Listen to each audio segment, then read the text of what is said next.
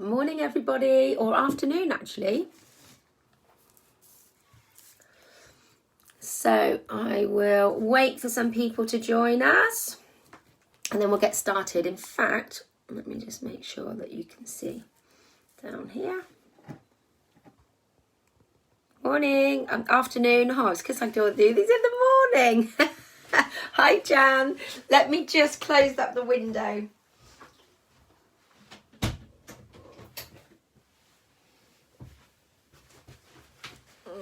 Hi Anna. Hi Mum.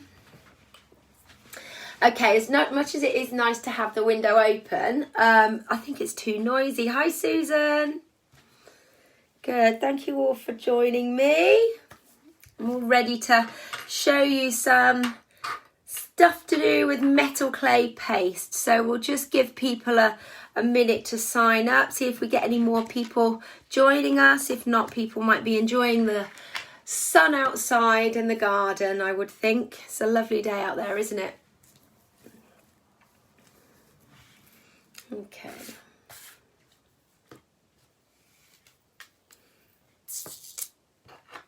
Well, that's what I was going to do. Try and find you a sample of a leaf that I've made. Oh, Susan said hello, Anna. You're in the garden, Jan. Very good. You got good Wi-Fi.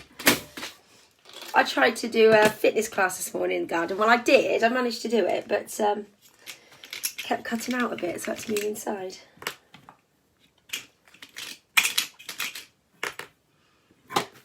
Okay, great. Hi, everybody.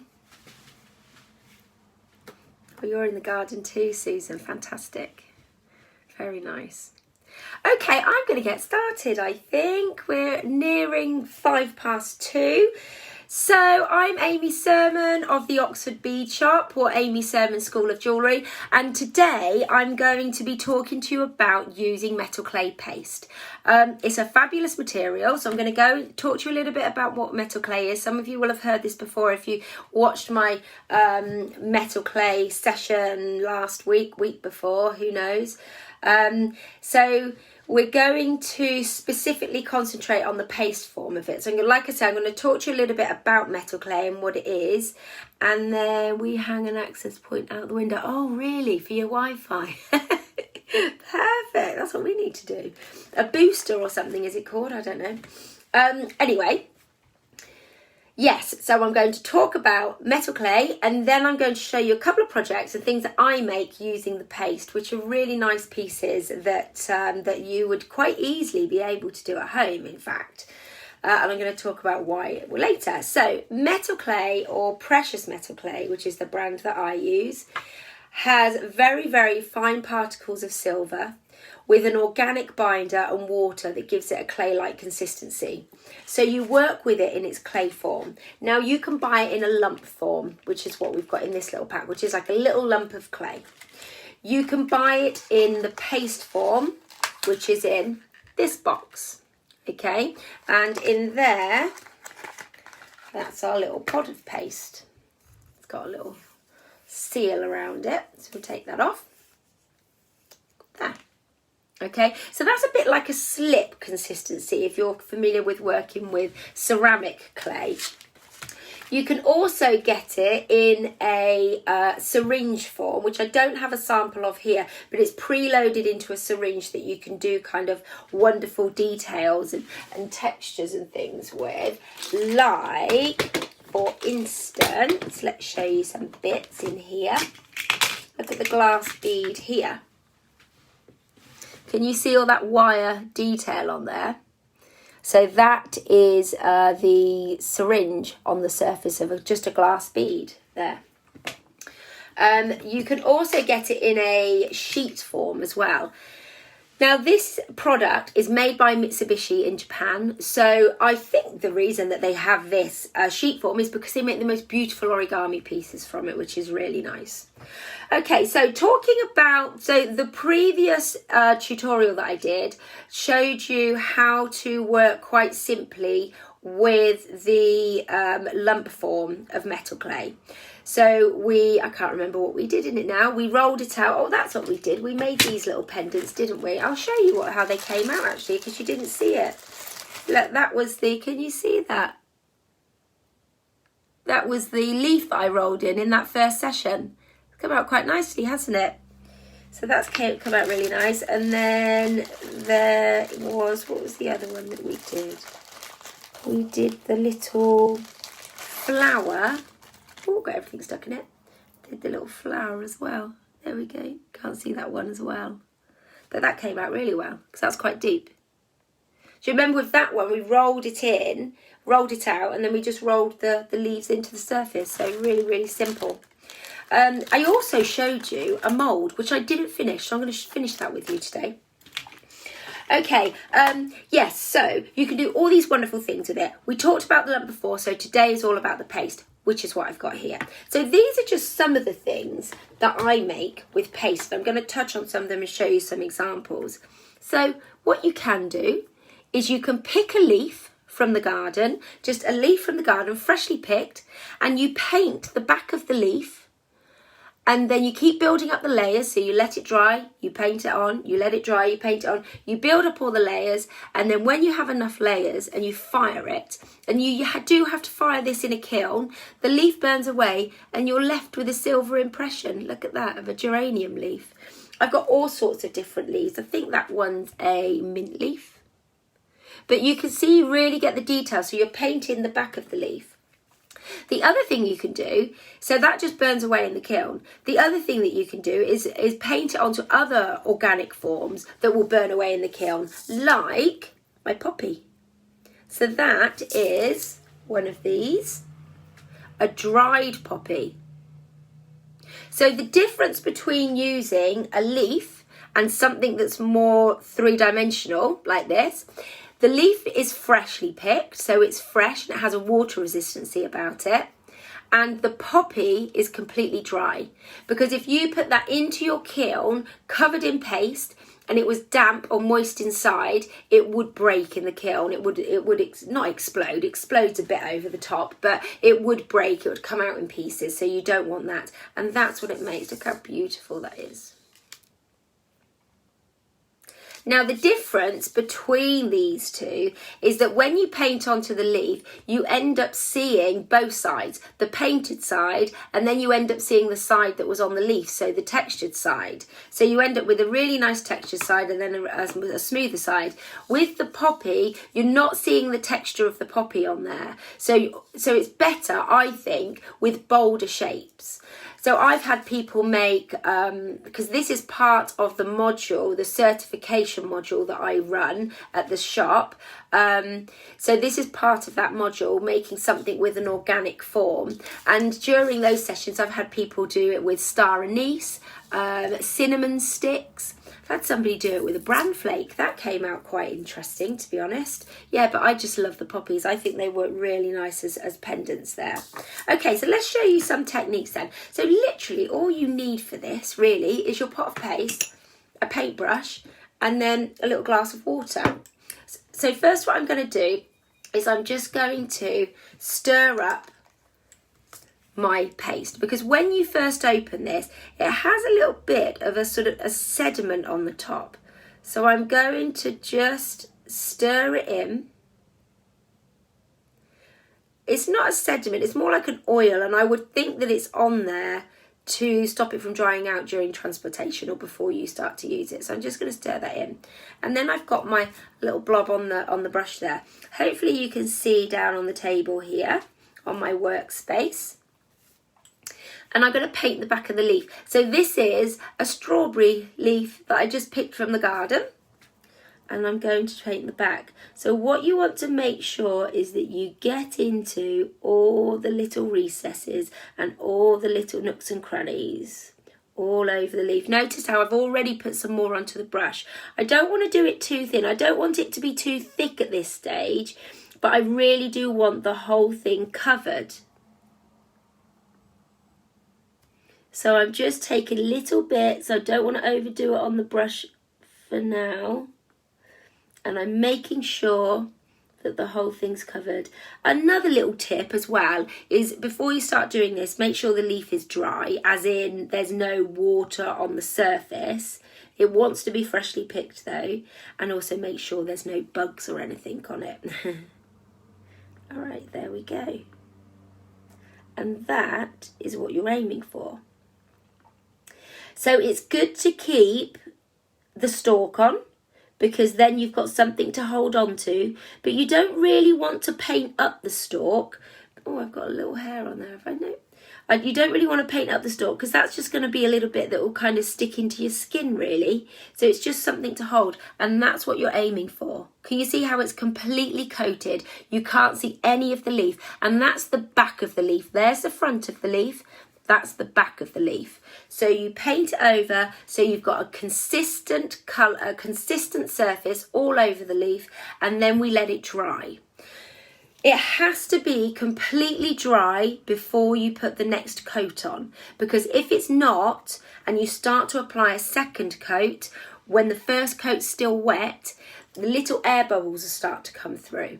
So each time you do this, you need to make sure that that coat's dry. So you could put it on a sunny shelf, on a windowsill. You could put it on top of a radiator. I mean, in the workshop, we use a dehydrator, and that just speeds up the whole process because we need it to dry out. You do need to make sure with the leaves that they don't dry out too quickly, because if they dry out too quickly, it can make the leaf curl up, and then it can damage the surface when you start to paint it on. So I would do it either in a low heat in a dehydrator or on a sunny shelf, to be honest, is quite good to do. I'm just going to pop the lid on. Notice what I did there while I was talking. I just took any excess that I've got on my brush, just popped it into my pot, and then I'm going to clean my brush. What you can do, I've just got a little glass of water there, and I've swirled my brush off into the water. Now what you can do is, if you were wanting to do a few of these, you could make sure you always use the same water to wash your brush off. Then what you can do is just leave it, and the water can evaporate off, and you'll be left with sediment in the bottom. Now you could either with that scrape it all out, add a bit of water to it, and make up another little pot of paste that you can use to stick together. I, in the shop, have quite a lot of dry stuff, which I've now been collecting for about 6 years. I did it before, and then 6 years in, I ground it all down. So you can grind it all down, add water to it, distilled water, grind it all down, send it through a sort of a really fine mesh, add a little bit of water, and you can make up paste from it. So you can make up paste with all of your scrap pieces of PMC, maybe bits that have broken, bits that you don't like, bits that didn't turn out right, you know, all those sorts of things you can use and do that. So we're going to dry that now. I am going to pop it up on the windowsill and see whether it dries out in time. I don't know whether it will. I haven't got my dehydrator here, you see. So we'll see if it does it up there. Okay, so that's how you do the leaves. Now you're probably wondering how many coats you'll need to put on. It depends whether you apply your paste thickly or thinly, really. I would probably say you're going to end up putting between 5 to 8 coats on. What I would do with that is I would put another thin coat on, and then after that I would start to put it on a little bit heavier, to be honest, because otherwise you're just going to have to keep repeating it. Out of a pot this size, which is $32.95, you could probably get 3, maybe 4 at a push leaves about the size of a 10p piece, I would say. Yeah, I would say probably about four leaves about the size of a 10p piece. Okay, so that's how we do our leaves. Once we've achieved all the layers that we want to with those, making sure it's dry between coats, I would then fire it. Now I do use a kiln because I've got a kiln, so I do use a kiln, and I would send that up to 700 degrees and hold it for 10 minutes. If you are doing this at home and you don't have a kiln, your options are sending it to me and letting me do it for you, or you could use a torch. Now it's not recommended to use a torch, but some people that have been on my sessions, on my intro classes that I do in Metal Clay, this is one of the projects that we do on there, the leaf. They have gone away and tried it with a torch, just a little torch like we did the example in our first session. It's a little kitchen torch, something that you'd use for creme brulees. They've used that and been successful. They've used it and not been successful. It's broken. And I think it has to do with the type of leaf. So if you have a leaf and the paste is kind of just sitting on the surface, then the leaf's going to burn away more quickly and more easily. And I think then it will fire the PMC. If it's something where it's quite embedded in, so like something like a sage leaf, they're great for using. A lot of the herb leaves are really good for using for this. But if you're using something like that and the paste is really embedding into kind of the texture of the leaf because it's so textured and it's a bit hairy, then I think you'll struggle using a torch with it. So be careful with that. Okay, so now some tips on making something like this. So what we're doing with this one is I'm using my dry poppy. Oh, that one's broken a little bit there. Oh, I've caught the edge of that. So let me get my other one. Is that one any better? Yeah, it is. All right, good. So these are completely dry. What I am going to make sure as well is that there's no little bits of dust or spider web or anything on there that I don't want in my way. Look how beautiful they are. Aren't they gorgeous? They're really pretty. It's a bit of a lopsided one, but I think it'll still look nice. Okay, now with this one, we're going to do the same again. I'm going to pick up my paste and just literally start to paint it all over the surface.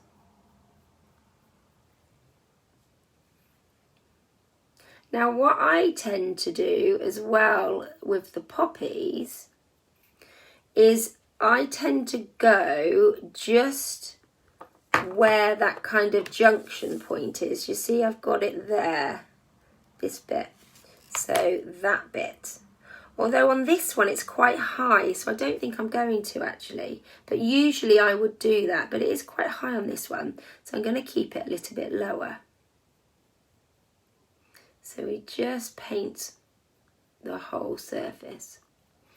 And what can happen with this one is you can get little holes up here where the surface of the poppy is kind of has a smooth sort of shiny surface to it sometimes.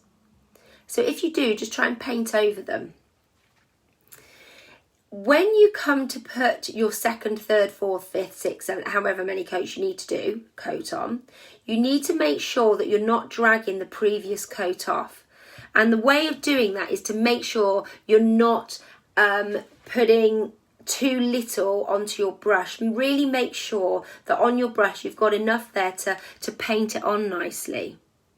Otherwise, if there's too little on there, you'll be dragging the previous coat off. So you see, I'm just coming around the whole thing, making sure that I'm again working into all that texture and all that detail. Now on a poppy, you have these little recesses here that work, little holes where the seeds come out that work into the poppy. What I'm actually going to do, I'm going to end up covering those because that would, or otherwise that would create quite a weak point. So I'm going to just put some paste right over those holes and all around the whole thing. See, like this? See how I'm completely filling it?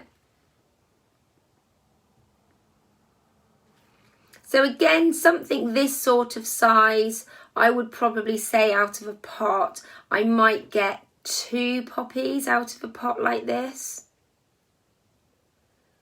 Because again, you don't want it to be too thin, because if it's too thin and you fire it, it will just disintegrate in the kiln.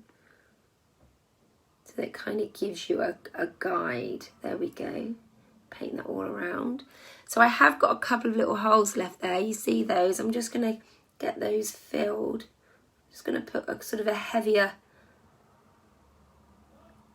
lump of clay on there. There we go. Already that's starting to dry out actually. and I can see that it's starting to look slightly lighter in colour in some areas, and that's where it's drying. So that's what to look for in both of these projects, in the leaf and the poppy. When you see it looks, so it's going to look a consistent colour once you finish, and it's going to have a wet look to it. If you look at it and it's starting to look lighter in areas but still darker in other areas, you know that it's not all quite dry. Then when you look at it and you can see that it's all consistently lighter over the surface, you'll know that it's ready for a next coat, because then it will be completely dry. The other thing you can use for drying these out is your oven. 150 degrees for 20 minutes. What you have to be careful of with the oven, again, I wouldn't do it on a leaf until it's got about 4 coats on, because otherwise it's going to dry out too quickly and the leaf could change. And again, I would be a little bit careful about this. Now with these, we need something to put it in to dry it. You can also use a hairdryer to dry it as well, actually. I've just done that before. What I usually use is a piece of polystyrene, which I don't have, but over on the side there, I have got a little basket. So I'm just going to pop it in my basket there, and it can dry there. There we go. Okay, good. So they're both drying.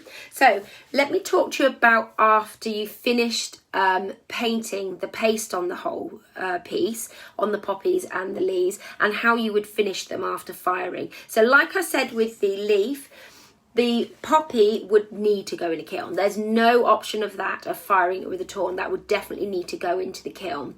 So in the kiln, again, it would go onto a different firing actually in the kiln. It would go up to 600 degrees and hold for 45 minutes. Now the difference there is the time in which it takes to reach the 600 degrees.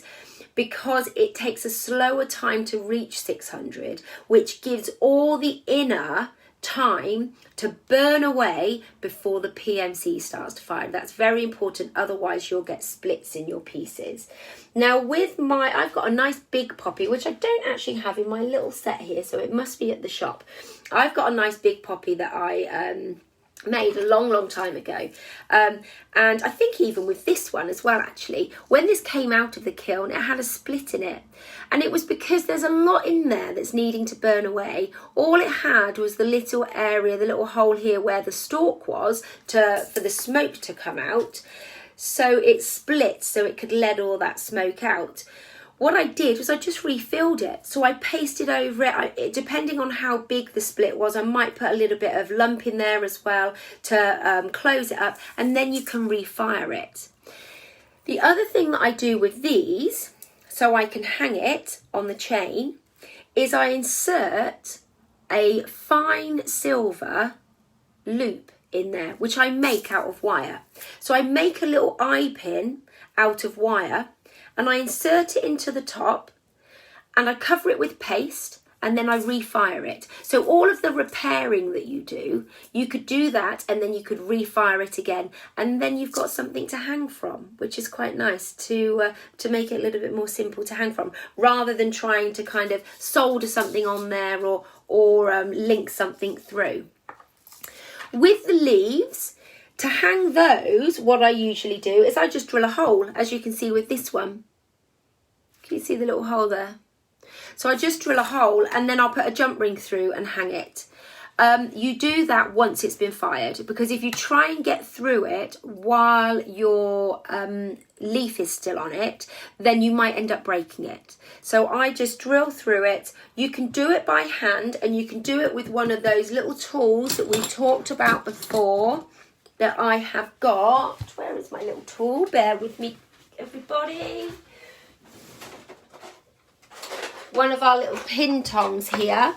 So we can use one of these, and you can drill through. So if you want to see the full instruction of how to use one of these, have a look at the previous post that I did working with metal clay, and you would hold it into place and you twist it. So you twist it like this through the piece, okay? But like I say, and there's a full tutorial on my Instagram page as well. So yeah, I'd make the hole in that one afterwards. Sometimes the other thing, just a little warning, sometimes the other thing that I find is that if you've got a leaf like this one that's got really deep veins, I don't know whether you can see that very well, but it's got quite a deep vein running down the middle there. If you think I'm going to put my jump ring in the middle there, what's going to happen is it's going to sit right on that weak point and the point that's that's thinner than the rest of it. So what I would actually do would be to take my paste just at that top area there and fill it. So I'm just going to fill it, and then I'll need to refire it, because then when you drill your hole through, it's nice and solid, and it's nice and supported, and it's just more sturdy. Can you see that tiny little bit that I've put just at the top there? That's literally just filling that vein, okay? There we go. And then I'd dry it, and then I'd refire it. That's all that would need. And I just think, especially because obviously I sell my pieces, it just gives me a better finish. I think it looks better, and it's definitely more secure. I think that's everything about that for now. There's loads more things you can do with metal clay. There really is. It's absolutely endless, and I'm sure at some point throughout the next few weeks I'm going to show you some more. But if anybody's got any questions about anything, do let me know. We are going to be moving over onto Zoom at 3 o'clock. So if anybody wants to join us, there is a link on my Facebook page of how to join us over on Zoom to have a question and answer session, see what you've all been making, find out from ideas from each other, let each other know if there's anything interesting that we found, and yeah, I hope you can join me over there. Thanks for joining me for this though, and I will see you again. Thanks, bye.